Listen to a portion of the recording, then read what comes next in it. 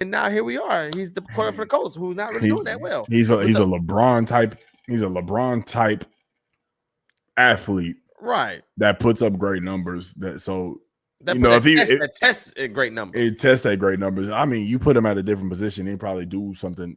Maybe he might do a little better.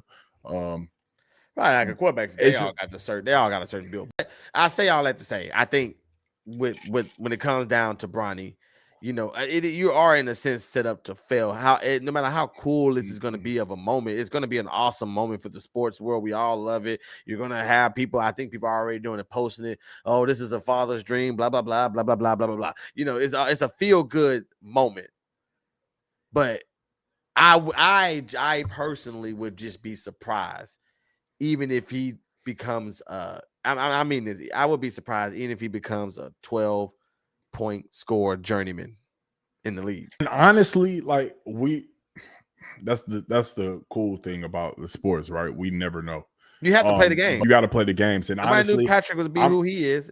Right. I'm right there with you when it comes to Bronny. I won't be surprised if he becomes a 8 to 12 point journeyman in the league. I wouldn't be surprised if he wouldn't even get to that. Yeah, right. So I'm saying if he worse than that. Yeah, I won't be surprised if he's, if he ends up going overseas. I won't be surprised. Right.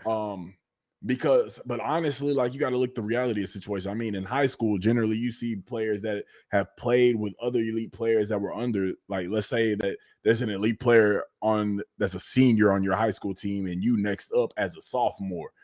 But then somebody just rise up that was a junior that's about to be a senior the next year that takes the toll on you, a junior. And then now it's your senior year and they expect you to take the toll, but you just so used to playing the game the right way that you're not going to wow anybody. That's Bronny. Bronny has played with nothing but D1 prodigies. He's played D1 prodigies, future NBA stars.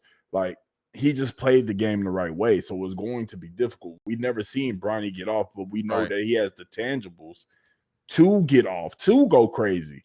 Now with the NBA level, now everything is kind of back to like he's a freshman in high school again, playing with these prodigies. It's going to take some time.